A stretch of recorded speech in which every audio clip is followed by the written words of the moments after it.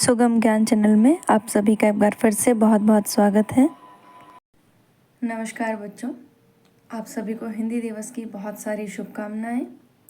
हिंदी सोचो, हिंदी बोलो, हिंदी लिखो। आज 14 सितंबर है। यह दिन हिंदी भाषा को समर्पित किया गया है। देश को एकता के सूत्र में पिरोने वाली यह भाषा है। यह हमारी सामाजिक और सांस्कृतिक एकता का सूत्र है, क्योंकि यह मात्र एक ऐसी भाषा है जो विश्व में तीसरे स्थान पर बोली जाती है। अंग्रेजी मैंडेरियन के बाद हिंदी विश्व में तीसरे नंबर पर आती है। हिंदी के प्रचार और प्रसार का संकल्प लेने का आज का दिन है। आज़ादी मिलने के 2 वर्ष बाद 14 सितंबर 1949 को संविधान सभा में एक मत होकर के हिंदी को राजभाषा के रूप में घोषित कर दिया गया था।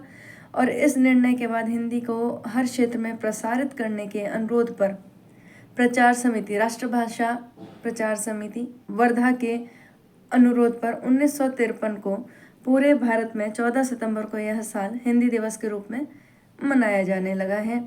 14 सितंबर 1953 को पहली बार देश में हिंदी दिवस मनाया गया। प्रधानमंत्री जवाहरलाल नेहरू, तत्कालीन प्रधानमंत्री, ने इसे लागू किया था।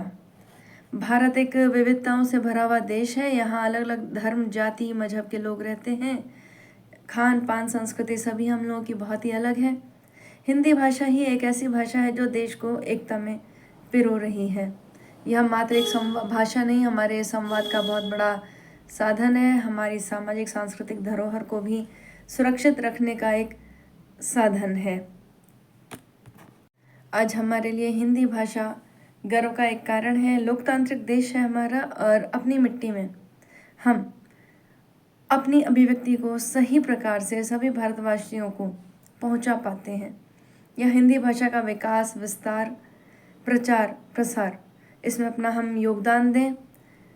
हमारे देश की महान हस्ती ने भी इसी भाषा को आगे बढ़ाने का प्रयास किया है। महात्मा गांधी ने इसे जनमानस की भाषा कही है, और विनोबा भावे ने कहा, यदि हिंदी की इज्जत नहीं तो हमारी इज्जत नहीं।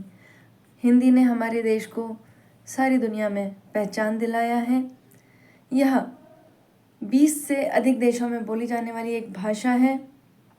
हिंदी महज एक भाषा नहीं, हमारी पहचान भी है।